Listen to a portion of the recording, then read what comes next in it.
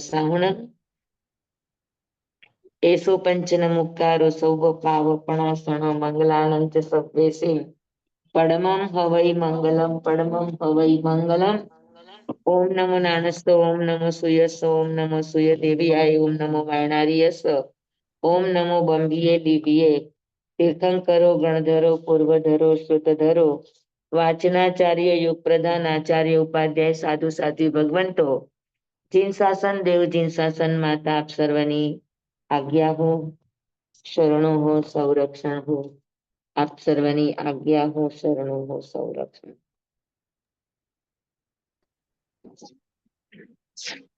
ચાલો આપણે નઈ ની વાત ચાલે છે. ઓકે જી સ્વામી. હા, નઈ એટલે શું એ સમજાણું કે નહીં તો આપણે આગળ વધીએ. કેમ કે નઈમાં લાસ્ટ ટાઈમ બધાને બહુ ગોટાળો થતો તેવું લાગ્યું મને.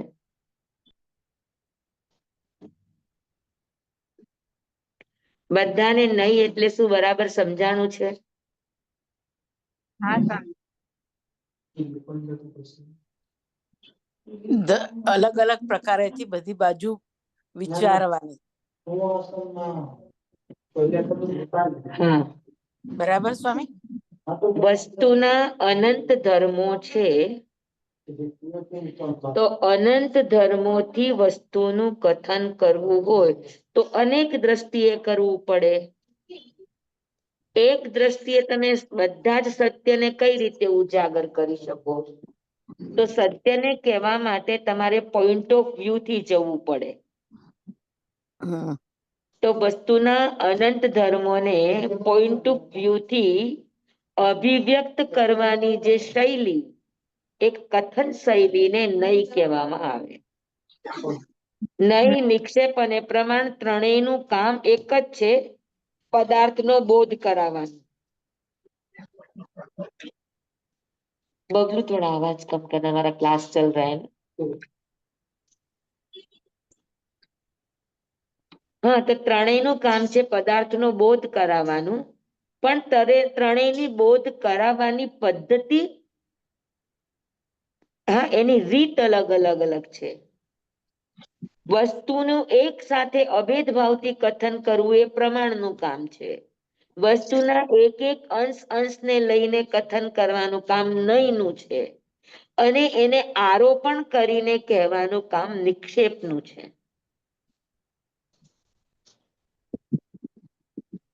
સમજાણું? જી સ્વામી.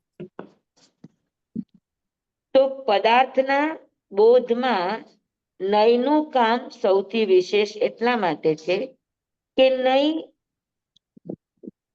વસ્તુના એક અંશને લઈને એનું સંપૂર્ણ કથન કરે, પણ બીજાનો નિષેધ નથી કરતું. અગર બીજાનો નિષેધ કરે તો એ નયા ભાસ થઈ જાય.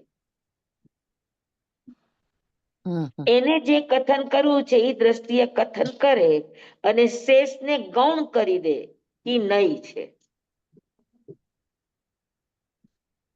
સમજાણું?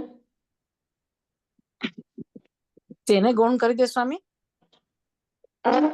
વસ્તુના એક અંશને ઈ કહેશે, પણ બાકીના જે અંશો છે એને ગૌણ કહે. અચ્છા. એનો નિષેધ ન કરે, એનો વિરોધ ન કરે. આ નઈ છે.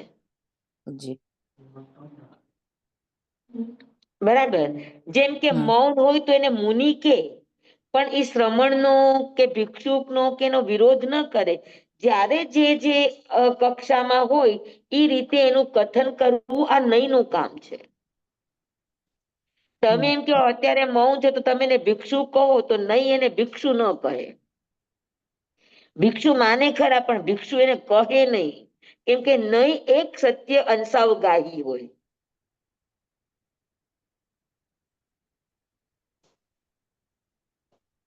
એ ભિક્ષુ ત્યારે જ કહેશે કે જયારે ગોચરી જતા હશે તો ગોચરી લાવતા હશે, તો ગોચરી વાપરતા હશે. ત્યારે તમે કોઈ એને મુનિ કહો તો એ કહેશે ના મુનિ નથી, ભિક્ષુક છે. તો ભિક્ષુક પણ સાચું છે, મુનિ પણ સાચું છે, સાધુ પણ સાચું છે, શ્રમણ પણ સાચું છે, અણગાર પણ સાચું છે, બધું સાચું છે. પણ કહેવાની અલગ અલગ પદ્ધતિઓ છે. શબ્દ ભેદે અર્થ ભેદ. એ જે અર્થ ભેદ છે એ એનામાં ઘટતી ક્રિયાને લઈને છે. કે ભાઈ ભિક્ષુ ક્યારે કહેવાય? તો કે જ્યારે ગોચરી જતા હોય, આવતા હોય અથવા વાપરતા હોય. મુનિ ક્યારે કહેવાય? તો કે મૌન કરતા હોય ત્યારે. સાધુ કહેવાય ક્યારે કહેવાય? તો કે સાધના કરતા હોય ત્યારે એને સાધુ કહેવાય. બાકી સિવાય કઈ પણ સમાચારી કે કઈ પણ કામ કરતા હોય ત્યારે એને શ્રમણ કહેવાય. હા, ઉપાશ્રયમાં રહેતા હોય ને એમ પૂછે તો એને અણગાર કહેવાય. તો અલગ અલગ અલગ અલગ અલગ અલગ અપેક્ષાએ પણ કથન તો બધા આખર તો સાધુને લઈને જ છે, પણ એક એક અંશને લઈને કથન કરે. સર્વાંગીણ કેવું હોય તો કેવાય કે અણગાર પણ સાધુ છે, સાધુ પણ સાધુ છે, શ્રમણ પણ સાધુ છે, મુનિ પણ સાધુ છે, ભિક્ષુક પણ સાધુ છે, સંન્યાસી પણ સાધુ છે.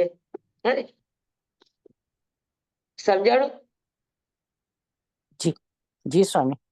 હા, તો વસ્તુના અનંત ધર્મો છે, એમાંથી કોઈ પણ એક ધર્મને પ્રધાન કરીને બાકીનાને ગૌણ કરીને કહેવાની જે પદ્ધતિ છે, વસ્તુનો બોધ કરાવવાની જે શૈલી છે, એને નય કહેવામાં આવે.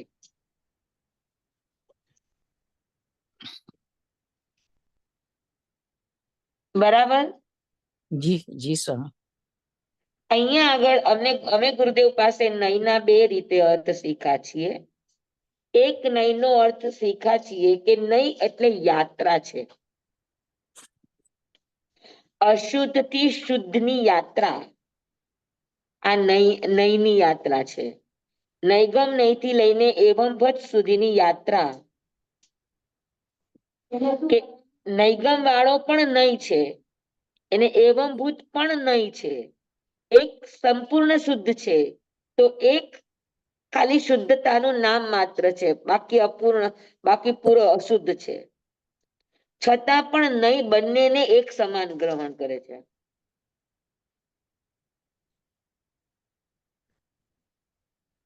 બરાબર?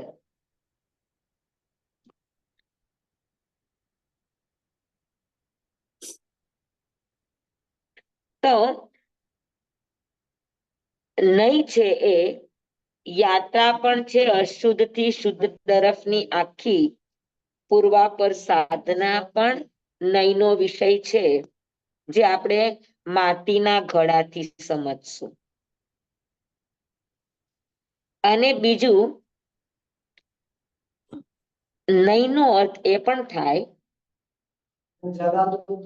કે એને શું કહેવાય?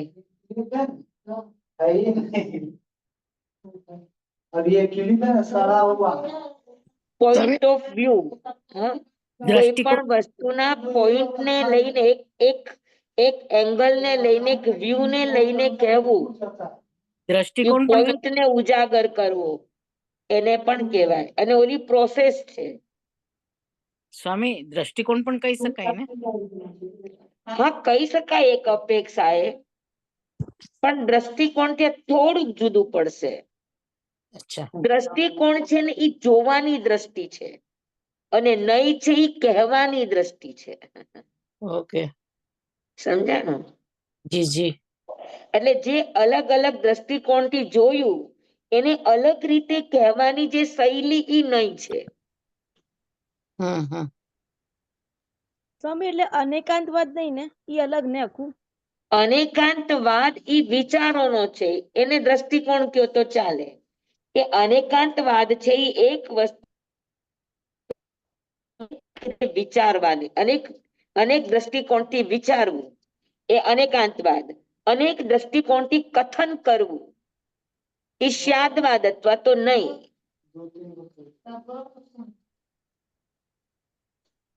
પણ સ્વામી જે દ્રષ્ટિકોણમાં આવ્યું એનું વર્ણન કર્યું તો એ નય જ છે ને? હા, એટલે દ્રષ્ટિકોણથી કથન કરવું, કહેવા માટે પણ એને એક દ્રષ્ટિ નહીં ચાલે ને. ના. કહેવા માટે પણ એને દ્રષ્ટિ જોશે. સ્યાત અસ્તિ, સ્યાત નાસ્તિ, સ્યાત અસ્તિ નાસ્તિ, સ્યાત અવક્તવ્ય, ક્યારે કયો ધર્મ, ક્યારે કયો ધર્મ, ક્યારે કયો ધર્મ.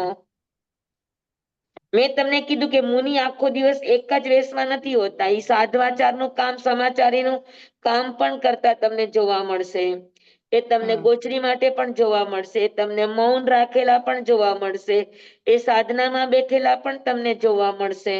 તો આ બધા અલગ અલગ એના પોઈન્ટ ઓફ વ્યૂ છે ને. જી સ્વામી. વ્યક્તિ હા એક સ્વામી. છે પણ વ્યક્તિના અલગ અલગ વ્યૂઝ છે. એ અલગ અલગ વ્યૂ ને ઉજાગર કરવાની, કથન કરવાની, અભિવ્યક્ત કરવાની, પદાર્થને ખોલવાની જે પદ્ધતિ છે એને નહીં કહેવામાં આવે. હમ. સમજાણું? જી. અને એક પ્રોસેસ છે, યાત્રા, પ્રોગ્રેસની યાત્રા છે. હમ. કે નૈગમ નહીથી શરૂ થાય, એ ધીરે ધીરે વિકાસ કરતા કરતા કરતા એવમભૂત સુધી પહોંચે.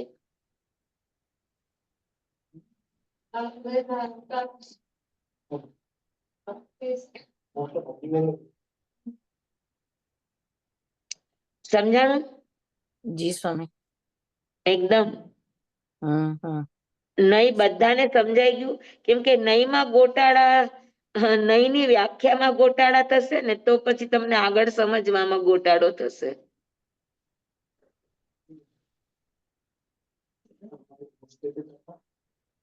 અત્યારે તો સમજાઈ ગયું છે સ્વામી.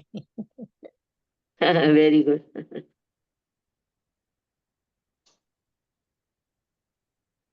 ના એટલે સ્યાદવાદ બી કહી શકે ને, સ્યાદવાદ કથન. સ્યાદવાદ નો જ પ્રકાર, પણ છતાં નહીં ખાલી એક અંશને પકડશે. હા. સ્યાદવાદ અંશને નહીં પકડે. ઓકે.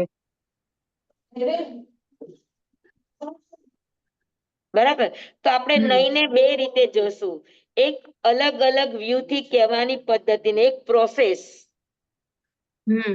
આખી યાત્રા હમ. આપણે બે રીતે જોઈએ. પેલા આપણે માટીના ઘડા રૂપે જોઈએ, પછી આપણે આગળ જોશું.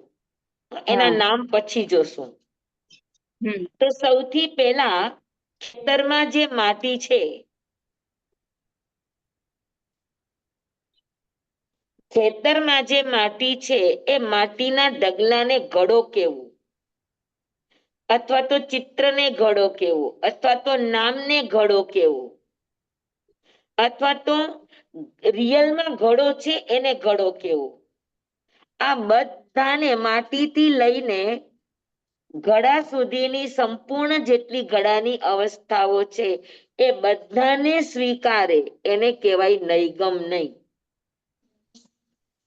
હમ. નૈગમ નો અર્થ છે નિગમ. નિગમ એટલે જનપદ, લોકો. લોકો જે વસ્તુનું જે રીતે પ્રતિપાદન કરતા હોય, કહેતા હોય, તો એ લોક દ્રષ્ટિનો સ્વીકાર કરીને કથન કરવું એને નૈગમ કહેવાય. ઘડાનું ચિત્ર હોય તો એ લોકોમાં એને ક્યાં શું છે તો કે ઘડો. હમ. ઘડા માટે માટી લેવા ગયા તો કે ઘડો બનાવવા ગયા. અથવા તો કોઈ મુંબઈ જતા હોય ને જો સ્ટેશન ન પહોંચ્યા, સીધ ગયા તો કે મુંબઈ ગયા. એટલે જનપદ ની અંદર આ બધી ભાષાનો વ્યવહાર આ રીતે સ્વીકારાય છે. પછી ગયા ન ગયા ઈ નથી જોવાતું. હમ. હા, એટલે સાધનાની શરૂઆત થઈ, પ્રોસેસની શરૂઆત થઈ ત્યારથી એનો સ્વીકાર કરવો, તે શુદ્ધતા સુધી, પરિપૂર્ણતા સુધી પહોંચે ત્યાં સુધી સમસ્ત એંગલનો સ્વીકાર કરવો આ નૈગમનું કામ છે. હમ. નૈગમ શુદ્ધ અશુદ્ધ કોઈનો વિરોધ ન કરે. હમ. સમજાણું બરાબર? જી સ્વામી.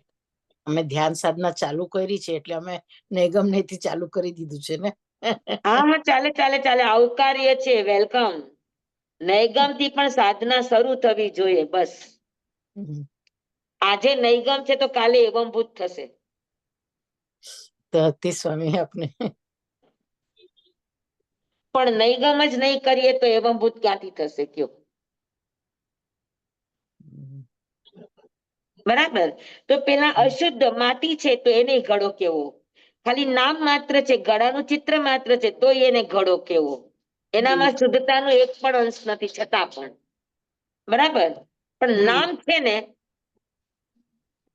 હા, હા એટલે કદાચ કોઈ સમજી લ્યો કે તમે ઉપાસ રહી જાઓ છો ને, કોઈ ખોટે ખોટું એમ કે અમે તો આમ કરીને, અમે તો આમ કરીને, અમે તો આમ કરીએ ને, અમે તો આમ, આપણને ખબર હોય એની રિયલ ની ચીજ, પણ છતાં આપણે એને વિરોધ નહીં કરવાનો. એ નામથી તો બોલ્યા ને, કોઈ કે મેં માંસ ખમણ કર્યું, ભલે માંસ ખમણ નથી કર્યું, એનું સાચું માંસ ખમણ છે કે ખોટું માંસ ખમણ છે એવી ચર્ચામાં આપણે નહીં જવાનું. જો આપણે સંસાર ઘટાડવું હોય તો આપણે સમજી લેવાનું એમંભૂત નયના વિદ્યાર્થી છે. વ્યસન. સમજાણું? એટલે એ જે આપણી પ્રોસેસની યાત્રા છે એ આપણને એટલું શીખડાવે કે આપણે કોઈનો વિરોધ નહીં કરવાનો, બિન વિરોધ એની હકીકતને સ્વીકારવાની. કારણ કે કોઈને કોઈ નયની અપેક્ષા એ તો એ હકીકત છે કે નથી? છે.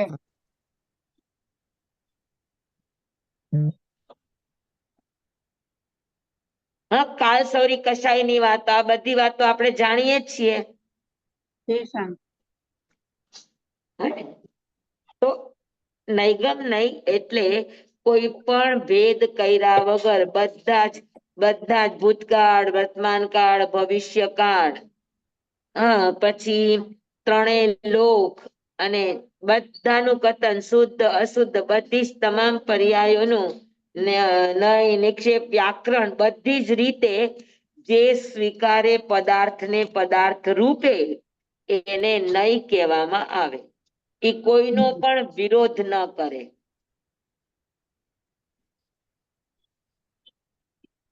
બરાબર છે? હમ. તો જ્યાં સુધી સર્વસામાન્ય બધાને ગ્રહણ કરે એને દ્રવ્યાર્થિક નય કહેવામાં આવે. શું કહેવાય? દ્રવ્ય. દ્રવ્યાર્થિક. દ્રવ્યાર્થિક નય અભેદને સ્વીકારે અને પર્યાયાર્થિક નય પર્યાયોને સ્વીકારે, ભેદને સ્વીકારે. અભેદ દ્રષ્ટિ આ દ્રવ્યાર્થિક નયની છે. એવંભૂત નય, સંગ્રહ નય, વ્યવહાર નય, આ બધા દ્રવ્યાર્થિક નય કહેવાય. પછી જેમ જેમ શુદ્ધ પર્યાયો પ્રગટ થતી જાય પછી એ પર્યાય આર્થિક નય બનતા જાય.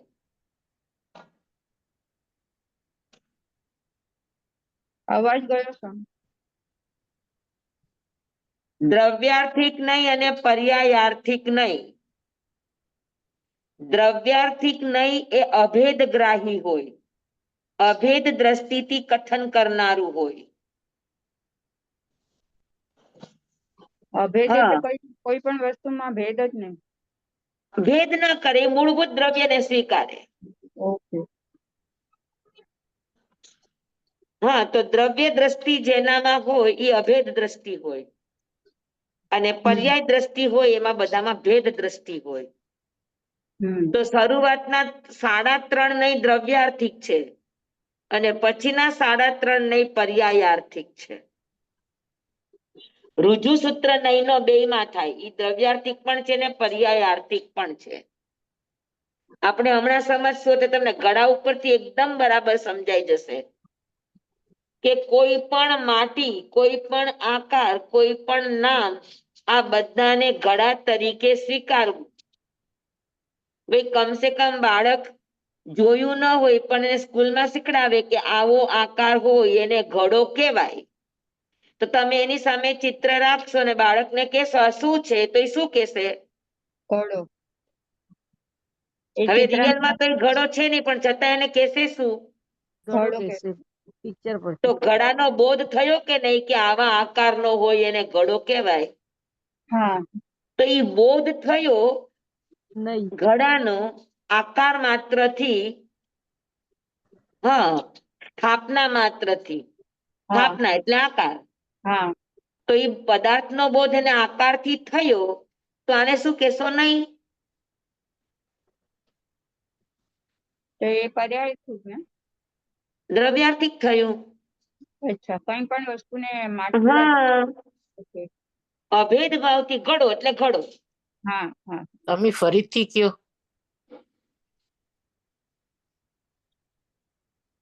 હવે તમે બધું ફરીથી કહો તો મારે ક્યાંથી ફરીથી કહેવાનું છે? હા, અભેદ ભાવનું સ્વામી, અભેદ ભાવ. હા, અભેદ ભાવથી કથન કરવું આ નૈગમ નયનું કામ છે. નૈગમ નયનું કામ છે પદાર્થનો બોધ કરાવવાનું, પણ એ પદાર્થનો બોધ નામ માત્ર હોય તો એનાથી પણ કરાવે, આકાર હોય તો એનાથી પણ કરાવે, વસ્તુ હાજર હોય તો એનાથી પણ કરાવે, વસ્તુની પૂર્વ પર્યાય પછીની પર્યાય હોય તો એના ઉપરથી પણ કરાવે. હા, કે ભાઈ ઠીકરા પડ્યા હોય તો એમ કે આ ઘડો હતો. હમ હા, અને માટી આવી છે તો એ ભવિષ્યમાં ઘડો બનવાની છે તો એને પણ ઘડો કહીને બોલાવે. હમ આપણે કહ્યું તું પેલી વાર ભણતા હતા ત્યારે કે સર્વ જીવ છે સિદ્ધ સમ. હા હા તો બધા જીવોને સિદ્ધ સમાન કહેવાનું, એ કયો નહીં? નૈગમ નહીં. અને તો બધાને એક સાથે બિન વિરોધ ભેદ પાયડા વગર સ્વીકારે. હમ નામ, સ્થાપના, દ્રવ્ય, ભાવ, ભૂત, હમ ભવિષ્ય, વર્તમાન આ બધાને એક સાથે સામાન્ય રૂપે ગ્રહણ કરે તો આ એને દ્રવ્યાર્થિક નયનો વિષય છે, અને આ નયને નૈગમ નય કહેવામાં આવે. હમ હમ. જી સ્વામી. સમજાય ગયું બરાબર? જી જી સ્વામી. હા. હા જી. જી સ્વામી. હવે આવશે દ્રવ્યાર્થિક નયમાં બીજો ભેદ આવે સંગ્રહ નયનો. હા, કે માટી ખેતરમાં હતી કે માટી ગાડામાં લઈને આવી રહ્યા છે અને એને ઘડા તરીકે કીધી, અને પછી એનો ઢગલો કર્યો ઘડો બનાવવા માટે, માટીનો ઢગલો કર્યો અને એ ઢગલો કર્યો એ માટીના ઢગલાને અલગ કરીને સંગ્રહ કરીને કહ્યું કે ભાઈ આ ઘડો છે. બરાબર? તેનો અર્થ એ છે કે આ માટીમાંથી ઘડો બનવાનો છે. આ માટીમાં ઘડો બનવાનું ઉપાદાન છે. બરાબર? હમ બયનો નથી પણ એનું ઉપાદાન છે. બરાબર? હા, તો એને ઘડા તરીકે સ્વીકારે કે એનામાં ઉપાદાન તો છે જ, પણ ઉપાદાન વગરના હોય તો એને સંગ્રહ સ્વીકારે નહીં. હવે સંગ્રહ નયમાં શું ફરક પડ્યો? કે ઓલા ચિત્રના ઘડાને ઘડા તરીકે સ્વીકારતા હતા, સંગ્રહ નય ન સ્વીકારે. સમજાણું? ભૂત, જી સ્વામી. ભવિષ્ય, વર્તમાન પર્યાયને લઈને હા, તો એમાં સંગ્રહ નય શું કરશે કે ભાઈ આમાં માટી બનવાની 100% યોગ્યતા છે અને આ ઘડો બનશે. એટલે એ ઘડો બનવાની એનામાં ઉપાદાન કારણ એનામાં મોજૂદ છે, તો એને ઘડા તરીકે કહેવું. આ કામ છે સંગ્રહ નયનું. હા, માટીનો ઢગલો છે, ઓલો હજુ ખેતરમાં હતા, ખેડીને ગાડામાં લાવ્યા ત્યાં સુધી નૈગમ નય. લાવ્યા પછી એને ઘડો કરવા માટે ઢગલો કર્યો. ચાળીને એને ઢગલો કર્યો. હવે આ માટી તૈયાર થઈ, પણ હજુ એનામાં નાના મોટા કાંકરા ને એ બધું છે. બરાબર? પણ છતાં આ માટીમાં ઘડો બનવાની પૂર્ણ યોગ્યતા છે. હા, તો એને ઘડા તરીકે સ્વીકારવું આ સંગ્રહ નય છે. સંગ્રહ નયમાં પણ ભેદ ન પાડે, જેમ કે જીવ માત્ર કીધા ઈ નૈગમ નય, પછી નારકી, તિર્યંચ, મનુષ્ય, દેવ. હા, આ બધા કેવા તો જીવને જીવ તરીકે સ્વીકારવો. પણ એનામાં જીવ હોવો જોઈએ, પછી અવ્યવહાર રાશિ નો કેમ ન હોય? તો એ સંગ્રહ નયનું કામ છે. સંગ્રહ નય નામ માત્ર ને ન સ્વીકારે, એનામાં ઈ ચીજ હા ભવિષ્યમાં હોવી જોઈએ. ઘટવી જોઈએ ને કાં વર્તમાનમાં હોવી જોઈએ. હમ તો એને વસ્તુ તરીકે સ્વીકારે. આ સંગ્રહનયનું કામ છે. બરાબર. પછી એની યાત્રા આગળ વધે વ્યવહાર નય તરફ.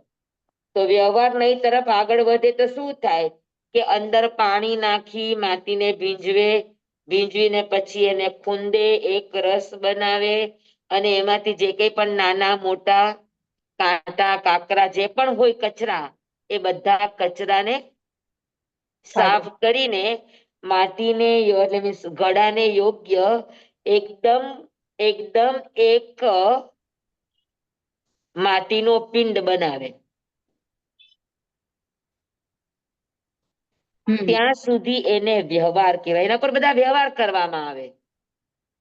હમ સમજાણું? હમ તો વ્યવહાર કરવામાં આવ્યા. આ વ્યવહાર નય છે. આ પણ હજુ પણ આ વ્યવહાર નયમાં પણ કોઈ પર્ટિક્યુલર એક વ્યક્તિ નથી. સમૂહની જ વાતો છે. હા કે ભાઈ આ માટી છે, આખો ઢગલો છે અને ઈ ઢગલામાં પાણી નાખીને એને એક રસ કરવામાં આવી છે. ખૂંદીને એને પિંડો બનાવવામાં આવ્યો છે. હવે એમાં એક પણ જાતનો કચરો કે કાકરા કે કાંઈ જ નથી. હવે આમાંથી તમે ઘડો બનાવો તો સીધે સીધો બનાવી શકો એ રીતનો આખો પિંડ તૈયાર છે. એને કહેવાય વ્યવહાર. હમ બરાબર. ઓલું ખાલી જીવ માત્ર. પછી જીવમાંથી એ સંગ્રહનયમાં આવે ત્યારે એને ઓલો જીવ શબ્દ પણ હોઈ શકે, જીવ આકાર પણ હોઈ શકે. સંગ્રહનયની અંદર જીવને જીવ તરીકે સ્વીકારે. પછી સિદ્ધ હોય, સંસારી હોય, વ્યવહાર રાશિ હોય, અવ્યવહાર રાશિ હોય. પછી એનામાં વ્યવહાર શરૂ થાય. એકેન્દ્રિય, બેન્દ્રિય, તેન્દ્રિય, ચૌરેન્દ્રિય, પંચેન્દ્રિય, નારકી, દેવતા, મનુષ્ય, તિર્યંચ આવા બધા વ્યવહાર શરૂ થાય. એને જીવ તરીકે ઓળખવાના ત્યારે એને વ્યવહાર નય કહેવાય. બરાબર. હમ ત્યાંથી પછી આવે ઋજુ સૂત્ર નયમાં. હા અત્યારે ખાલી તમને યાત્રા બતાવું છું. પછી એક એક ની વ્યાખ્યા અલગથી કરાવીશ. હા સર. ઋજુ સૂત્ર નય શું કરે કે ભાઈ જે માટીનો પિંડો બન્યો છે પાણીથી આખો એને એક રસ કરીને આખો પિંડ એકદમ ગળાને યોગ્ય ચીકણો બનાવ્યો છે. પછી એને શું કહેવાય ચાકડા ઉપર લેવું. હા અને ચાકડો ફેરવે અને એનો ઘાટ ઘડવાનું શરૂ થાય. આકાર દેવાનું શરૂ થાય. એને ઋજુ સૂત્ર નય કહેવાય.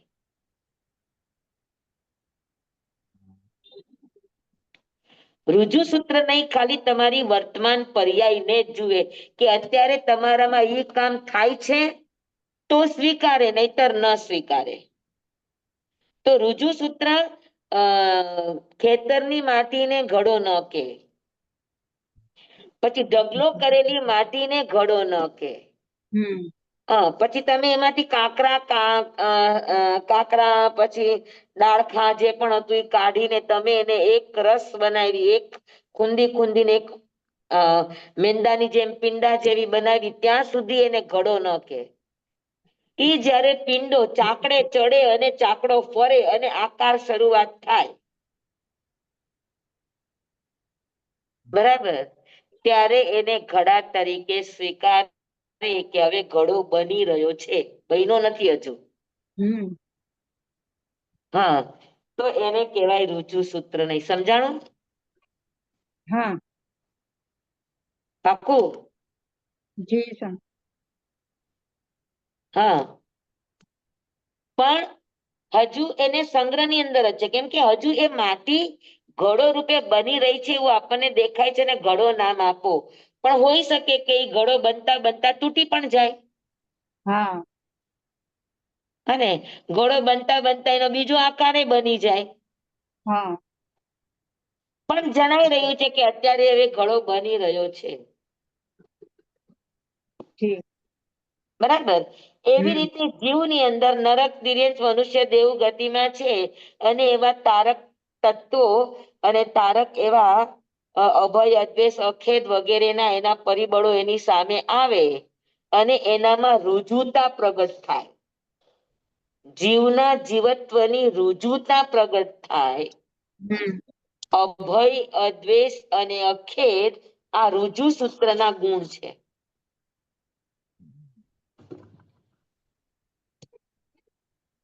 તો એનામાં જીવત્વ જાગ્યું. અત્યાર સુધી એ પૂતગલ તરફ હતો, ભોગ તરફ હતો. હવે એ થોડો આત્માની સન્મુખ થયો, એનામાં રુજુતા પ્રગટ થઈ. સમજાણું બરાબર?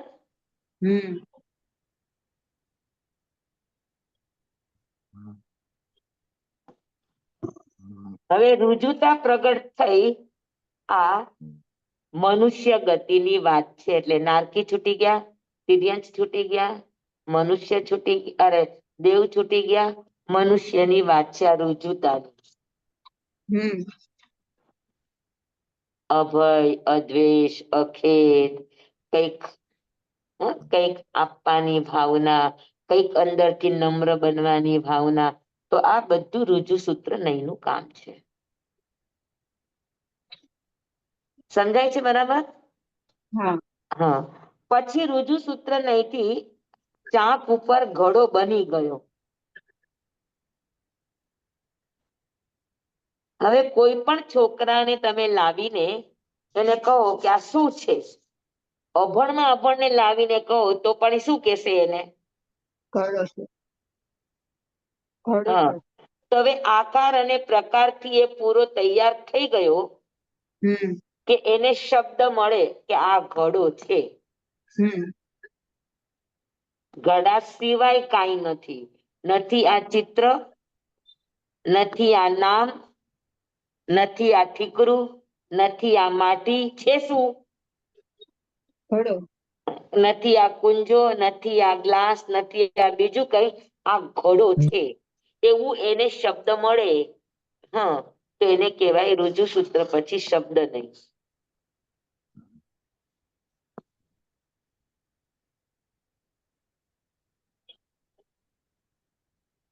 બરાબર? અભય, અદ્વેષ, અખેદ થયા પછી અંદરથી એની જીવની ભાવનાઓ જાગૃત થાય. હા. પછી એ માર્ગાભિમુખ થાય તો ત્યારે અંદરથી એને જે ભાવ જાયગા, તો જ્ઞાનીઓ કહી શકે કે અથવા તો વ્યવહારમાં પણ કહી શકે કે ભાઈ હવે આ આત્મા ધર્મ તરફ વળ્યો. કહી શકે કે ન કહી શકે? કહી શકે. માર્ગાનુસારીના બોલ આવે. હા, થોડી થોડી એનામાં સરળતા પ્રગટ થાય અને એ ધર્મ તરફ વળે, દેવગુરુ ધર્મની નજીક જાય, સત્સંગ કરે, તો એને કહી શકે કે હવે આનું જીવ દળ બદલાણું છે, હવે આ થોડોક ધર્મની સન્મુખ થયો છે. એવું કહી શકે કે ન કહી શકે? કહી શકે. કે હવે આનો જીવ જાગ્યો છે.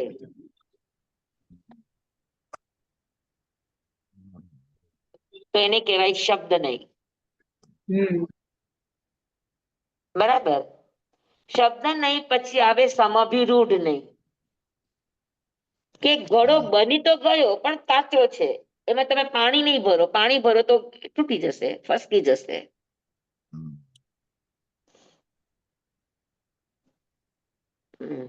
એમ આનામાં રુજુતા ને વગેરે ગયા છે, પણ એમાં કેટલા યથા પ્રવૃત્તિકરણ કરશે, કેટલી વાર પડશે, કેટલી વાર ચડશે, કેટલી વાર પડશે, અનંતી વાર યથા પ્રવૃત્તિકરણો થશે, એને પડશે. બરાબર? તો એવી ચડ ઉતર યાત્રા થતા થતા, શબ્દ નહીંની એવી યાત્રા થતા થતા પછી એને માટીના, એને શું કહેવાય, અગ્નિના નિંભાડામાં પકાવવા નાખે.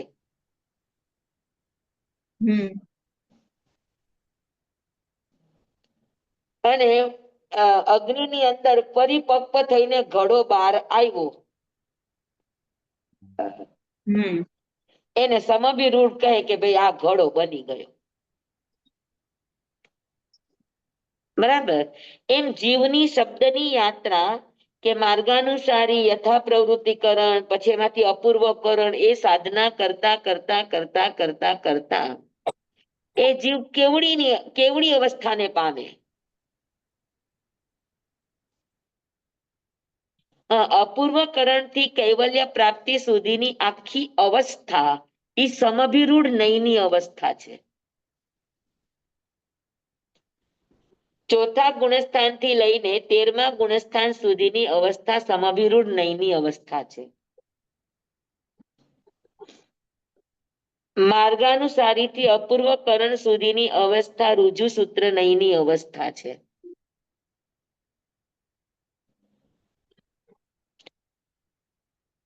જી સ્વામી સમજાણું? જી અને એ કેવડી થઈ ગયો એટલે કે હો આ તો જીવ થઈ ગયો. હવે એ કેવળ નિજ સ્વભાવનું અખંડ વર્તે જ્ઞાન કહીએ કેવળ જ્ઞાન તે દેહ છતાં નિર્વાણ. હવે એનામાં કેવળ જ્ઞાન આવી ગયું એટલે એનું જીવત્વ સંપૂર્ણ જાગી ગયું એમ કે સમભિરૂઢ નહીં. પણ એવંભૂત હજુ ના પાડે કે આ ઘડો છે એમ કેમ કેવાય. પેલા તમે એમાં પાણી ભરી જુઓ. અગર એ પાણી એમાંથી જાય નહીં, એ પાણીને ધારણ કરી શકે, પાણીને સાચવી શકે, ઘડાનું જે કામ છે, ઘડાનું જે કાર્ય છે એ 100% કાર્ય પૂરું થાય તો જ તમે એને ઘડાને ઘડા તરીકે સ્વીકારી શકો.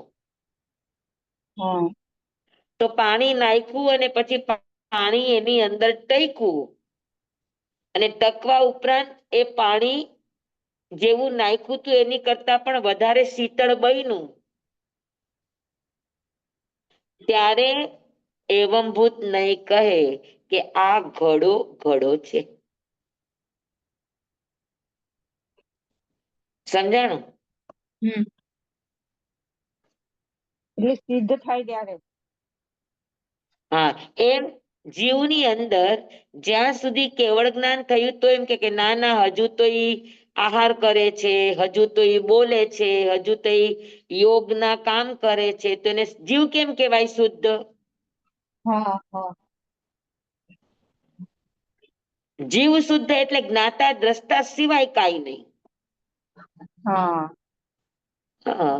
અને જ્યારે ઈ અયોગી થાય, ચાર અઘાતી કર્મોને ખપાવીને સિદ્ધ થાય ત્યારે એવંભૂત નહીં કહે કે હા હવે આ જીવ છે. તો આખી આ યાત્રા સમજાણી તમને? જી સ્વામી પગથિયા છે એક એક પછી એક એક પછી એક. હા, સમજાણા? માટીથી લઈને ઘડો, ઘડો પાણી એમ જીવ નામથી લઈને જીવત્વની પ્રાપ્તિ સુધીની આખી આ જે યાત્રા છે, આ છે સ્ટેપ્સ છે બધા પ્રોસેસના, પ્રોગ્રેસના. તો પ્રોગ્રેસના આ બધા જે સ્ટેપ્સ છે એને નયની યાત્રા કહેવામાં આવે. સમજાણું બધાને? જીવ જ્યાંથી માના ગર્ભમાં આવે ત્યાંથી કરીને સિદ્ધ થાય ત્યાં સુધીની આખી યાત્રા છે ને? ના, ગર્ભથી નહીં, તો જીવ નામથી. નામથી જ. ઓકે. કેમ કે નૈગમ નહીં તો તમે નામ લખ્યું કે જીવનો આકાર કોઈનો દોર્યો તો પણ એને જીવ તરીકે સ્વીકારે.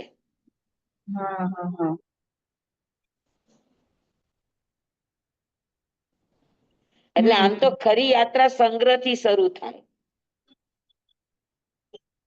પણ નૈગમ નયમાં એ ખાલી શબ્દના સ્વરૂપને સમજે ત્યાંથી એની યાત્રા શરૂ. નૈગમ નયનું કામ છે શબ્દથી પરિચિત થવાનું.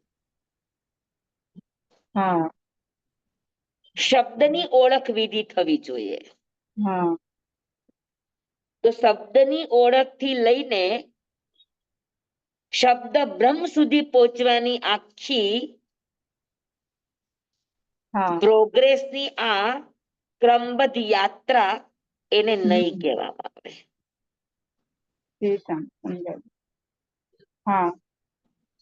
સમજાણું બધાને બરાબર? કોઈને પણ ન સમજાણું હોય તો કહો આ યાત્રા સમજવી બહુ જરૂરી છે. આ સમજાશે તો જ તમને આગળ નહીં પૂરેપૂરા સમજાશે. જેને પણ ન સમજાણું હોય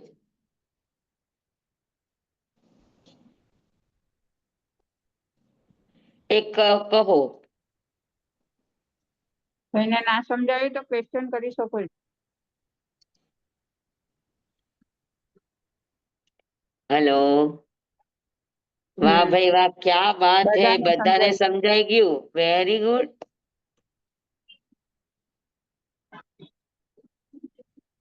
રેખાબેન થઈ ગયું બરાબર? હા સ્વામી, આ તો ખબર પડે છે, પણ અમારી બુકમાં જે શબ્દ છે ને એના અમુક અર્થ અમને નથી સમજ પડતા. આ શબ્દ નહીમાં અને સમજ વિરુદ્ધ નહીમાં. હા, તમારામાં શું શબ્દ છે? આમાં શબ્દ નહીંની એવી રીતે વ્યાખ્યા કરી છે કે અર્થને ગૌણ કરીને શબ્દને જ પ્રધાનતા આપે એમ. પણ આપણે હમણાં જે રીતે ભણીએ છીએ તો આપણે શબ્દને પ્રધાનતામાં આપણે કેવી રીતે, એટલે આમાં ઉદાહરણ એવું છે કે ઇન્દ્ર મહારાજા છે તો ઇન્દ્ર કયો કે એને પુરંદર કયો કે સચીપતિ કયો કે શક્ર કયો, બધા એક જ વ્યક્તિ માટેના શબ્દ છે ને.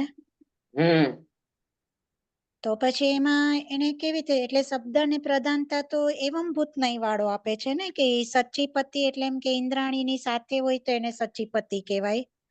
એને ઓલી સભામાં બેઠા હોય તો એને ઇન્દ્ર કહેવાય, એમ કે રુદ્ધિ સાથે ને એમ. તો એ તો એવમભૂત નહીં થઈ જાય. તો પછી ત્યારે અમને આમાં જે આપ્યું છે ને એમાં અમને શબ્દ નહીંમાં કઈ સમજ જ નથી પડતી એમ. શબ્દ એનો સીધો સાદો અર્થ થાય કે દુનિયા તરફથી એને ઈ શબ્દ મળે, એની ઓળખ મળે. તમે વગર ભણેલો હોય એને કહો ને તો પણ એમ કે આ છે. નયનું કામ છે પદાર્થનો બોધ કરાવવાનું. આ વાત નહીં ભૂલવાની. એનું કામ છે પદાર્થની ઓળખ કરાવવાનું, પદાર્થનું જ્ઞાન કરાવવાનું, પદાર્થનો બોધ કરાવવાનું. આ નયનું કામ છે. શબ્દ નહીં એટલે શું કે ભાઈ તમારી સામે ઘડો છે, આકાર, અને રિયલમાં ઘડો છે, કોઈ ચિત્ર નથી, કોઈ નામ નથી. હા, એ ઘડાનું અને જીવનું એ તો બંને સમજ પડી. તમે જે 2-3 વખતથી તો સમજાવો છો એને તે તો દુનિયા એને શબ્દ આપે કે ભાઈ આ છે. તો એ વસ્તુને ઈ નામ મળે, એને શબ્દ નહીં કહેવાય. અમે તો ગુરુદેવ પાસે આવું સમજ્યા છીએ. ઈ તમે સમજાવો છો તો એકદમ પરફેક્ટલી બેસી ગયું છે મનમાં. પણ માં આપ્યું છે ને એમાં હજી બી થોડા ઘટાડા થતા. અને સમભિરૂઢ પણ પૂર્ણ રૂપ છે. એને તમે નિંબાળામાં નાખીને આખો ઘડો તૈયાર થઈ ગયો, પરફેક્ટ. એટલે કે હવે જો હવે આમાં કઈ જ કચાશ નથી. આ નામ પણ નથી, આ ખાલી માટી પણ નથી, આ ખાલી અજીવ કોઈ એવું ચિત્ર પણ નથી. રિયલમાં આ ઘડો તૈયાર થઈ ગયો છે. નથી આ કાચો ઘડો. હા, પાકીને પરિપૂર્ણ થઈ ગયું. તો એવા અમૃત કે ખમો ખમો ખમો, હજુ અમે આને ન કહીએ, એમાં પાણી નાખો. અને જો ઈ ઘડો તમારો નિંબાળામાં પાક્યો છે પણ એમાં તડ પડી ગઈ છે અને પાણી નીકળી જાય છે, તો એવમભૂત નહીં, એને રિજેક્ટ કરે. સમભિરૂઢ સુધી પહોંચેલી યાત્રાને કેન્સલ કરે તો ફરી પાછું એને એકડે એકથી શરૂ થવાનું આવે. સમજાણું? તો સ્વામી તમે કીધું ને જેમ કે સાધુ જયારે સ્વાધ્યાય કરે ત્યારે સ્વાધ્યાય હોય, ગોચરી કરવા લેવા જાય તો ભિક્ષુક એ હોય. રુજુ સૂત્ર નહીં નું કામ છે. ઋજુસૂત્ર, હા. રુજુ સૂત્ર નહીં, તમે જે કરો છો બસ એને જ પકડે. તમારી આગળ પાછળના ને કાંઈ ન પકડે. તમે શું હતા ને શું થશો એને નહીં, તમે શું છો હા, એના ઉપરથી કથન કરે તમને. હા. તો આજે રેખાબેને ઇન્દ્રનું જે એક્ઝામ્પલ આપ્યું તો એમાં જ એ આવી રુજુ જશે. સૂત્ર નહીં નું કામ છે. હા, સ્વામી તમે જે આ કીધું કે એવમભૂત ન થાય, તો એ પાછી ઘડો ભાંગી ગયો, તડ પડી ગઈ, તો એ પાછી માટી તો નથી થતી ને, એમાંથી તો હવે ઘડો નથી થવાનો. એમાંથી નહીં થાય, અત્યારે નહીં થાય, પણ એની માટે અનંતો કાળ જશે. એ ઠીકરું ફરી પાછું માટી બનશે અને અચ્છા. ફરી પાછી આખી એની યાત્રા શરૂ થશે. ઓહો. સમજાણું? જી સ્વામી. માસતીજી આ શબ્દ નયમાં લિંગ આપ્યું છે, આ લિંગ નું પુરુષ લિંગ ને સ્ત્રીલિંગ ને નપુંસક લિંગ ને હા ઈ એટલે ખબર નહીં, એટલે આ લોકોની બુકમાં જ કંઈક ફેર હશે, કારણ કે જ્યારે આપણે આ થોક સંગ્રહ કરીએ ને તો એમાં એમ લખ્યું છે કે લિંગ ભેદને ન માને, અને અમને જે બુક આપી છે ને એમાં એ લિંગ ભેદને માને એવું કે છે, કારણ કે આપણે એના પછીનું ઉદાહરણ સંસ્કૃતમાં છે એવું ને. આપ્યું છે ને કે નારી, દારા અને કલત્ર.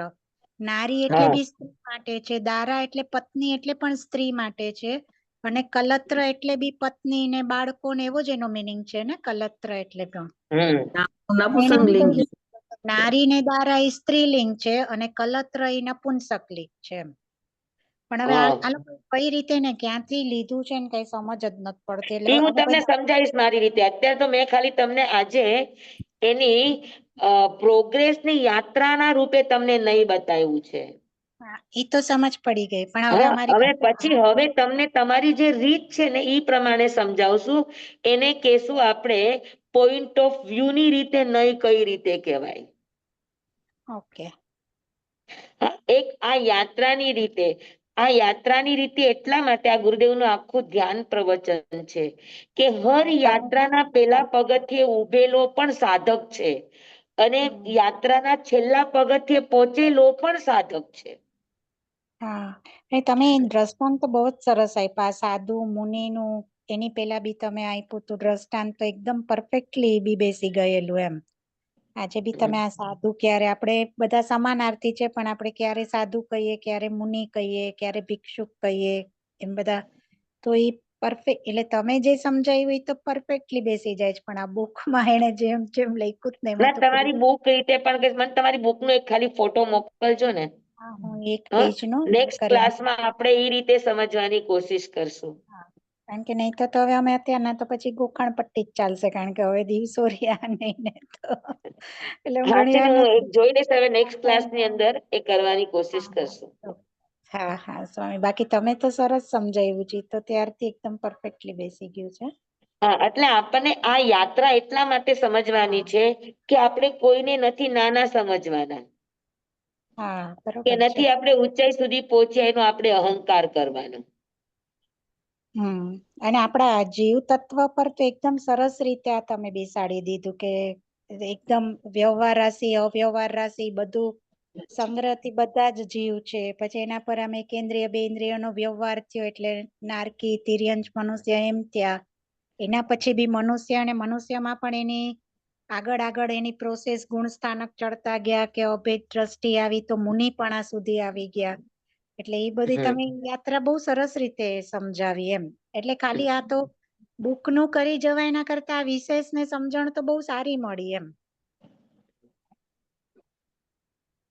એટલે યાત્રા શરૂ થાય એ મહત્વની છે. હા એમ કે નહીં બહુ જ ઉપયોગી થાય આપણી યાત્રા માટે. આપણે નિરાશ પણ ન થઈ જઈએ, તેમ આપણે અહંકારમાં પણ ન આવી જઈએ કે આપણે હા અહીંયા એટલે સુધી પહોંચ્યા તો આપણે એક યાત્રા છે, પડાવ છે, આપણે હજુ આગળ વધવાનું છે. હા એટલે આ અને કોઈ તમારી પણ સાથે નહીમાં આપણે તૂટી ન જઈએ, એનાથી આગળ આગળ આગળ વધતા જઈએ. અગર હા એટલે આપણે ખાલી ત્યાં અટકી ભણવાનું જઈએ છે તો ને. આપણી યાત્રા અટકી જાય છે. તો પાછો અનંતો ભૂતકાળ તરફ આપણે પાછા વયા જશું. હા એટલે તમારી કૃપાથી સમજ તો એક બહુ સારી મળી એમ. ખાલી ભણવા ખાતર નહીં, તમે અમારું સરસ રીતે તમે અમારી ખોઈલી એમ બુદ્ધિને કે જ્ઞાનને, એટલે એ તો તમારો ઘણો ઉપકાર છે સ્વામી. ના ના ઉપકાર માટે નહીં, કેમ કે નહીં થોડાક છે ને અટપટા છે. માણસને જટ દઈને આપણે ખાલી, હું તો હંમેશા અમને ગુરુદેવે શીખડાવ્યું છે કે શબ્દને પકડીને ચાલો, કે શબ્દ શું કે છે.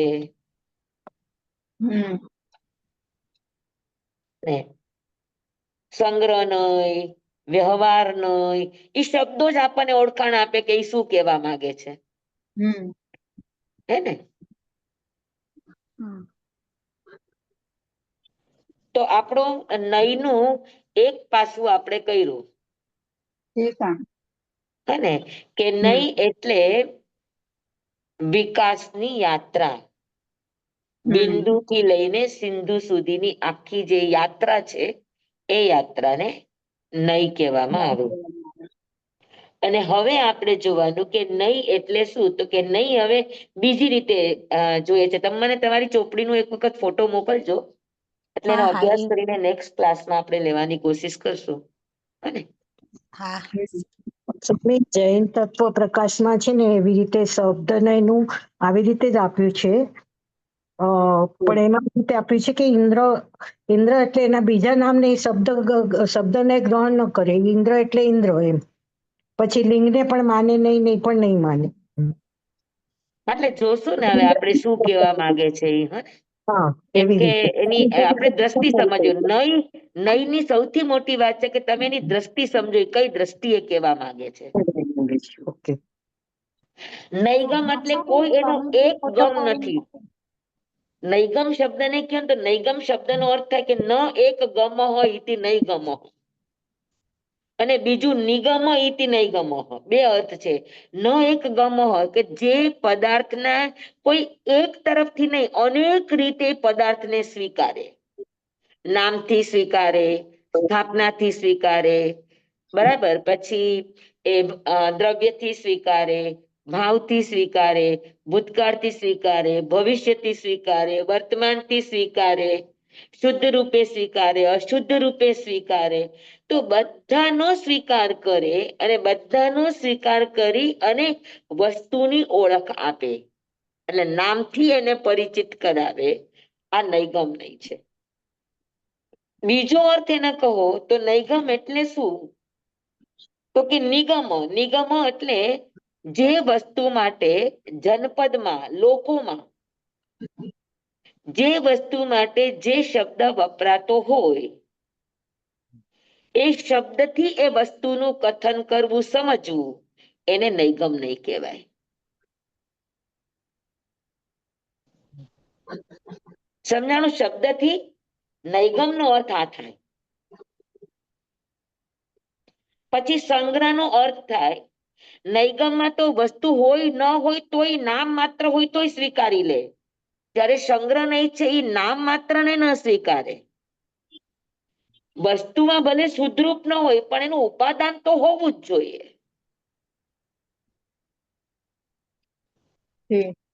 તો એ સંગ્રહ રૂપે, જેમ કે જીવ, જેમ કે સત, જેમ કે અજીવ, તો આ બધાને સંગ્રહથી સ્વીકારે, ભેદ ન કરે.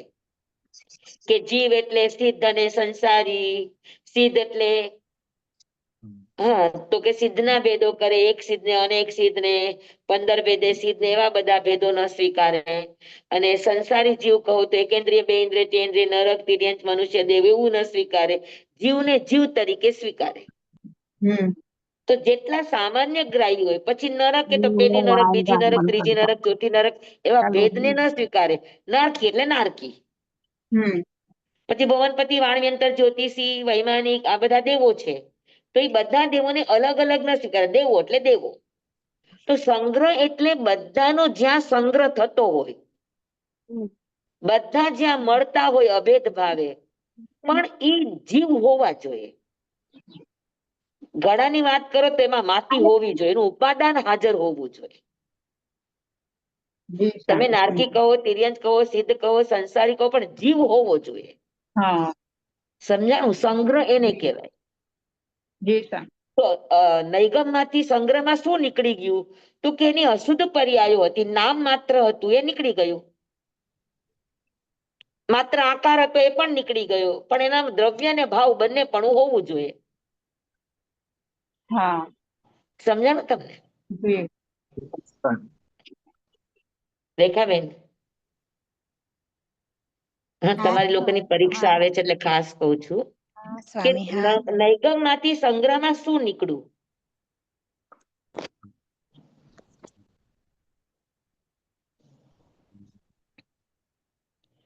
સંગ્રહમાં કેટલી વસ્તુ નીકળી ગઈ, તો કે સંગ્રહની અંદર છે સમૂહ રૂપે, હજુ ભેદ નથી, પણ તેમ છતાં જે નામ માત્ર હતું, જે આકાર માત્ર હતું, એ નીકળી ગયું.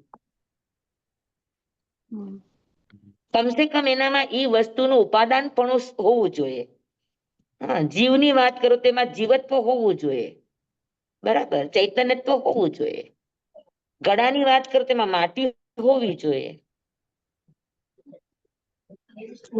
એનું ઉપાદાન કારણ હોવું જોઈએ.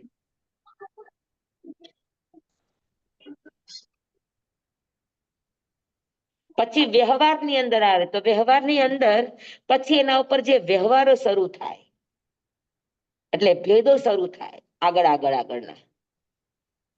તો ખાલી જીવ કેવું આ સંગ્રહ છે, અથવા ખાલી નારકી દેવતા તિર્યંચ મનુષ્ય કેવું. આમ તો ખરેખર જીવ કેવું આ સંગ્રહ નહીંનું કામ છે.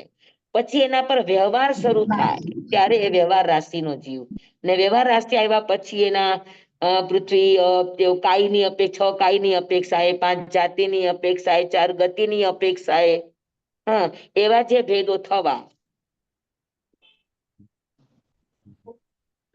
એ ભેદોનો સ્વીકાર કરવો આ વ્યવહાર નહીં છે.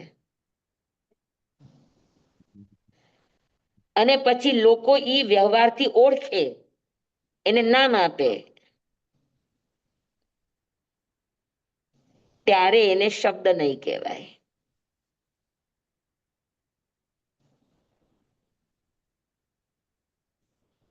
ના સોરી, એ વ્યવહાર થયો અને એ વ્યવહાર થયા પછી એનામાં મૂળભૂત ઉપાદાન સક્રિય બને.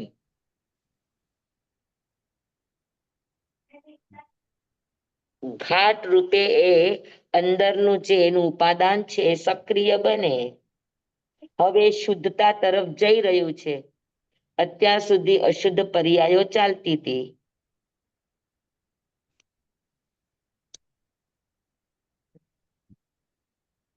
નૈગમમાં જીવ હોય કે અજીવ હોય, નામ જીવ છે ને એટલે સ્વીકારે, સંગ્રહ નહીં કે ના, નામથી ન સ્વીકારે, એનામાં જીવ હોવો જોઈએ તો જીવ તરીકે સ્વીકારે. તો વ્યવહાર કે ખાલી જીવ તરીકે નહીં ભાઈ, એના ઉપર કોઈક વ્યવહાર તો થવો હોય એવો જોઈએ ને તો સ્વીકારે. પછી રુજુ સૂત્ર એમ કે માત્ર વ્યવહાર થયો હોય એવું નહીં, એનામાં જીવત્વનું કઈક લક્ષણ પણ તો દેખાવું જોઈએ ને. તો એમ ધીરે ધીરે ધીરે શુદ્ધ પર્યાયને પકડતું નહીં આગળ ચાલે.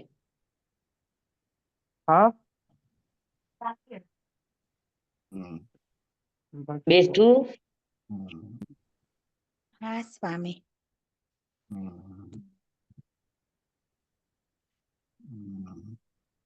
અને રુજુ સૂત્ર નયની અંદર જીવનું જીવત્વ અંદરથી જાગે. જેમ કે નૈસારના ભવમાં રુજુ સૂત્ર નયથી ભગવાનમાં જીવત્વ જાય, એટલે સમ્યક દર્શનની પ્રાપ્તિ. અભય, દ્વેષ, અખેડ ને પછી આખી અપૂર્વકરણ સુધીની યાત્રા.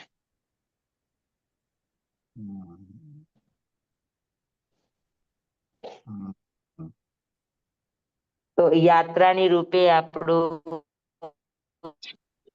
જીવનું અને ઘડાનું વર્ણન પૂરું થયું. હવે આપણે દરેક વસ્તુને એના એંગલથી જોવાની, એના વ્યૂથી જોવાની કોશિશ કરવાની. એ રીતે આપણે હવે નઈને વિચારવાનું રહ્યું જે તમારી ચોપડીમાં લખેલું છે એમાં. તો એ રીતે પણ જોશું આપણે. સ્વામી, આપણે હમણાં જે આપણી પર્યાય છે એને શું કહી શકીએ? હા, આપણે હમણાં જે પર્યાય છે એને શું કહી શકીએ? વ્યવહાર ને કહીએ? રુજુ સૂત્ર આવશે ને અત્યારે આપણે રુજુ સૂત્ર સુધી નીકળે. અચ્છા, હજી સમજી તો જાગ્યું નથી ને. એટલે અંદરથી નરમાશ થઈ હોય, થોડીક રુજુતા આવી હોય ત્યારથી લઈને અપૂર્વકરણ સુધીની સ્થિતિઓ છે ને બધી. અચ્છા, ઓકે. હા, જી સ્વામી. પછી જયારે સમ્યક દર્શન થાય ત્યારે કહેવાય કે હા, હવે આ જીવ બન્યો. સ્વામી, હા, સ્વામી તમે 3.5 કીધું છે તો એક નહીં અડધો અડધો કયા બેમાં જાય? રુજુ સૂત્ર નહીં એટલે જીવત્વ જાગ્યું હોય તો યથા પ્રવૃત્તિકરણ, અભય, અદ્વેષ, અખેડ આ બધી પૂર્વ ભૂમિકા હજુ અશુદ્ધમાં જ જાય, પેલા ગુણસ્થાનની જ વાત છે. ત્યાંથી લઈને અપૂર્વકરણ સુધી જ્યાં એને ગ્રંથિ ભેદ થાય, હા તો ગ્રંથિ ભેદથી એની શુદ્ધતાની શરૂઆત થાય. સ્વામી ત્યાર ઘડાથી પેલા હા એક્ઝામ્પલ બતાવો, ઘડાના એક્ઝામ્પલ, હા ઘડાથી બતાવો, ઘડાના એક્ઝામ્પલ થી શું બેન, જો ઘડો છે ને એ માટી બનીને પિંડ બંને ચાકડા ઉપર મુકાણો, હા બરાબર, અને ચાકડો ફેરવો, હા બરાબર, ચાકડો ફેરવો એટલે એનામાં આકાર ઘડાવાનું શરૂઆત થઈ, હજુ ગયડું નથી, એ બનાવી દે છે, ચાકડો એને ફેરવો અને માટી એક ઘડો બનતા કે સીધે સીધો તો નથી બનતો ને ઘડો, ના બરાબર, તો એ માટી ચાકડા ઉપર મૂકી ચાકડો ફેરવો ત્યાંથી લઈને આખો ઘડાનો આકાર ધરે ત્યાં સુધીની યાત્રા ઋજુસૂત્રનયની યાત્રા છે. તો તો ગળાનો આકાર જેમ મધ્યમાં ઘડાતો ગયો અડધા સુધી ગળા સુધી પહોંચ્યો તો તમે તરત જ કહી શકશો કે આ શું બન્યું છે, અથવા શું બની રહ્યું છે, ગળો કેશો કે નહીં કયો? હા હને તો અશુદ્ધ અને શુદ્ધ બંને થયું કે નહીં? હજુ તો માટીનો પિંડ છે, મૂક્યો, હજુ તો ગોળ ગોળ ફેરે છે, ત્યાર તો હજુ હાથ રાખીને ગોળ ગોળ માટીનો એકદમ લીસો પિંડ બનાવી રહ્યા છે. પછી ધીરે ધીરે ધીરે વચ્ચે આંગળી નાખીને એમાંથી કાણું કરતા કરતા કરતા કરતા કરતા ગળાનો આખો આકાર આપે. તમે જો ગળો બનતા જોયો હોય તો યાદ કરો.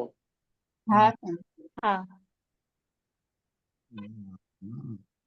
બરાબર, તો અડધો નહીં છે ઈ દ્રવ્યાર્થિક છે, હજુ પિંડ જ છે, પછી આકાર જેવો ઘડવાનો શરૂઆત થવા માંડે એટલે પછી પર્યાય બનવા માંડો. એટલે 3.5 નહીં દ્રવ્ય ના છે ને 3.5 નહીં પર્યાય ના છે. અચ્છા, અને એ પછી નિભાડામાં ગયો તો નિંભાડામાં ગયો, ગઈને આવ્યો તૈયાર થઈને, નિંભાડામાં ગયો એ સમભિરૂઢ નયની પૂર્વ ભૂમિકા છે, અને અચ્છા પછી પાકીને તૈયાર થઈને આવ્યો એ સમભિરૂઢ નહીં થયો, અને ઓકે. સમભિરૂઢ નયમાં પરીક્ષામાં ઉત્તીર્ણ થયો, હમ એ પરીક્ષામાં પાસ થયો અને બરાબર એનામાં એ વસ્તુ ગઈ હતી ત્યારે એને રિઝલ્ટ મળવું, આ એવમ ભૂત નહીં. એવમ ભૂત. અચ્છા. હમ ઠીક ઠીક છે, એકદમ મસ્ત. બેસી ગયું બરાબર બધાને? હા પાકું? એની કન્ફ્યુઝ? ના. સ્વામી હજી તો ડિટેલમાં કરાવશો ને ત્યારે વધારે સમજમાં આવશે. હા હા કેશું કેશું. હા રેખાબેન તમે મને એનું મોકલજો. હા સ્વામી, હા મોકલું છું હા તમને. હા હા હા, તો આપણે એને અલગ રીતે સમજવાની પણ કોશિશ કરશું. જી અ સ્વામી. કાલે સવારે આપણો ભાઈઓનો પાઠ છે. હા જો રેખાબેન મને આજે મોકલી દેશે ને મારું બરાબર તૈયાર થઈ જશે તો કાલે બપોરે લેશું આપણે પાછો નહીનો પાઠ. તો ઓકે. પરીક્ષા આવે છે તો એ લોકોનું બરાબર થઈ જાય એટલા માટે. જી સ્વામી. સ્વામી અને તમે સવારે બી લેશો, બે ટાઈમ ન ફાવે તો વાંધો નહીં, શુક્રવારે કરાવજો ના પછી. કાલે લઈ લઈશ, પછી જોઉં છું મારું હજુ તમારું આવ્યા પછી હું મારી રીતે બેસાડીને પછી તમને મને સમજાવવાનું છે ને. તો કદાચ આખી અમે બી બુધવાર છે ને તો કદાચ તો કાલે મંડળમાં. સવારે કેટલા વાગે જશો? હા તો ઠીક છે, તો પછી શુક્રવારે લઈ લઈશ. હા એટલે છે. ગુરુવારે તો મને ગુરુવાર, મોં એટલે એટલે શુક્રવારે હું અત્યારે હમણાં તમને મોકલી દઉં છું, હા અને ઠીક કાલે છે. કરાવી દો અને અમને આ શુક્રવારે. સ્વામી હા સવારે કેટલા ચાલશે. વાગે? હા હા સવારનું સેશન કેટલા વાગે? સવારનું આપણે લેશું 7:30. 7:30. ઓકે. અને અને શનિવારનું શું કરીશું? આ શનિવારનું આપણે કર્મ પ્રકૃતિ લેવી છે. હું તમને એનો નંબર મોકલું છું અને મેં હા પૂછીને. હા હા મોકલો. હા હા હા મોકલો એટલે એની લિંક તૈયાર કરો. હા, એટલે હું રાયપુર વાળાને પૂછીને પછી તમને નંબર મોકલું એનો. હા હને? હા હા હા. હા ભલે. જય સ્વામી. ખૂબ ખૂબ આભાર સ્વામી. ચાલો ભલે. જમવા ભલે. ઇદમ વચ્ચામિના મીના ખરમ ચખરમ પયાહિનમ વિનયનમ જોગિનમ ગોસૈનમ સુઠ્ઠું દિનમ દુઠ્ઠું પડિચ્છેમ કાલે કૌ સજ્જાઓ કાલે ન કૌ સજ્જાઓ સજ્જાએ સજ્જાયમ સજ્જાએ ન સજ્જાયમ ભણતા ગણતા ચિંતવતા વિચારતા સુણતા સાંભળતા જ્ઞાનીઓના અનંત અનંત ભાવો છે, અનંત અનંત પર્યવો છે, અનંત અનંત ગમા છે, અનંત અનંત નહીં છે, અનંત અનંત નિક્ષેપ છે, અનંત અનંત રહસ્ય છે, અનંત અનંત ખુલાસાઓ છે. આમાંથી કોઈ પણ ભાવ ભેદ નહીં, નિક્ષેપ ગમા રહસ્ય ખુલાસાનું સ્ખલન છદ્મસ્ત ભાવે મારા બોલવામાં કહેવામાં સમજાવવામાં આવ્યું હોય, આપના સાંભળવા સમજવામાં આવ્યું હોય તો અરિયાસિત કેવડી ગુરુ ભગવાન આપની સાક્ષીએ આત્મા પરમાત્માની સાક્ષીએ તસ્મે છામી દુગ્નમ તમેવ સચ્ચમ નિસંકમ જમ જીણેહિમ પવેયમ શિવમ બનતે શિવમ બનતે શિવમ બનતે દિવ્યમી. બધાને ખૂબ ખૂબ સ્વામી આપનો ધન્યવાદ. ખૂબ ખૂબ હા આભાર. હા, આ બધા આગ્રા આભાર. વિષયને પણ તમે લોકો સરસ રીતે ભણવાની કોશિશ કરો છો. બધાને તમે ખૂબ ખૂબ ધન્યવાદ. તમે અમને સમજાવવાની બધી બાજુથી એકદમ કોશિશ એટલી કરો છો હા, મને કે તો એમ કે આજે નહીંનો વિષય હશે તો થોડીક જ હાજરી હશે, પણ સરસ હાજરી છે બધાની. હા, બધાને ખૂબ ખૂબ ધન્યવાદ. નમો રિહંતાણંગ નમો ઝાયાણંગ નમો લોય સૌ સાવણં એસો પંચન મુક્કારો સૌ પાવપણાસણો મંગલાણમ ચ સવ્યસીમ પડમમ હવૈ મંગલમ. શાંતિર્ભવતુ શાંતિર્ભવતુ શાંતિર્ભવતુ. ગુરુદેવની આજ્ઞા. શ્રી શ્રી ચતારી મંગલમ અરિહંતા મંગલમ સિદ્ધા મંગલમ સાહુ મંગલમ કેવલી પનત્તો તમો મંગલમ. ચતારી લોગુતમા અરિહંતા લોગુતમા સિદ્ધા લોગુતમા સાહુ લોગુતમા કેવલી પનત્તો ધમ્મો લોગુતમો. ચતારી શરણં પવજ્જામિ અરિહંતે શરણં પવજ્જામિ સિદ્ધે શરણં પવજ્જામિ સાહુ શરણં પવજ્જામિ કેવલી પનત્તં ધમ્મં શરણં પવજ્જામિ. ચાર શરણા ચાર મંગલ ચાર ઉત્તમ કરે જે નર ભવસાગરમાં ન બુડે તેહ સકલ કર્મનો આણેય અંત. મોક્ષ તણા સુખ લહે અનંત ભાવ ધરીને જે ગુણ ગાય તે જીવ તરીને મોક્ષે જાય. સંસારમાં હિ શરણાચાર અવર શરણ નહીં કોઈ. જે નર નારી આદરે અક્ષય વિચલ પદવી હોય અંગૂઠે અમૃત વસે લબ્ધિ તણા ભંડાર. શ્રી ગુરુ ગૌતમ સ્વામીજી ભગવાનને સમરીએ તો સદાય મન વાંચિત ફલદાતાર, સદાય મન વાંચિત ફલદાતાર. બોલો ભગવાન મહાવીર સ્વામી કી જય. પૂજ્ય ગુરુદેવ કી જય. સ્વામી હાજી કાલે મૌન એકાદશી છે ને, હા તો એમાં કઈ કરવાનું હોય? હા, મૌન એકાદશીમાં શું છે, 150 કલ્યાણક હોય ને હમ તો એ દિવસે ઉપવાસ કરે, આયંબિલ કરે, એકાશનું કરે, જેનાથી જે થાય તે કરે. પણ ખાસ કરીને મહત્વ હોય 150 માળાનું. અચ્છા, 150 કલ્યાણકની 150 માળા હોય. એટલે માળા શેની કરવાની? હા, એ દરેક તીર્થંકર કોઈ કોઈ સર્વજ્ઞ છે, કોઈનું જન્મ કલ્યાણક હોય, કોઈનું દીક્ષા કલ્યાણક હોય, કોઈનું કેવળ કે નિર્વાણ કલ્યાણક હોય, એવા 3 કલ્યાણક હોય છે. હા ભરત ક્ષેત્ર 5 ભરત, 5 ચૈવત ને 5 એ 10 ક્ષેત્રના 10 ભૂતકાળના, 10 વર્તમાનમાં ને 10 ભવિષ્યના. હા, તો 30 થયા. અને હા દરેકના 5-5 કલ્યાણક એટલે હા 150 થયા. 150 હા.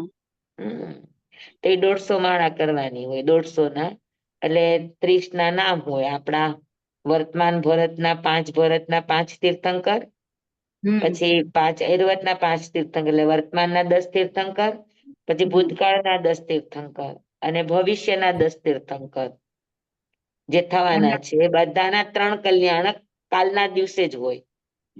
એમના એટલે નામ એના લઈને, ઉપરથી આ 150 કલ્યાણક નું નામ પડ્યું છે, મૌન એકાદશી. હા ઓકે. મને એમ કે મલ્લીનાથ નું કલ્યાણક છે ને, એમના લીધે મૌન એકાદશી. ના ના, અરનાથ, મલ્લીનાથ આપણા 3 હા તીર્થંકર છે, એમના કાલે કલ્યાણક છે. ઓકે, હમ, જી સ્વામી. બરાબર. હા હા, સ્વામી. હા જી, સાતમ સ્વામી કરી શાતામાં દીધું છે, મથુરાના. એકદમ આનંદ. આપનો સ્વામી ખૂબ ખૂબ મધ્યાહન ભંડારની. હા આપનો ખૂબ જી, ખૂબ આભાર. બધાને, હા બધાને ખૂબ ખૂબ ધન્યવાદ.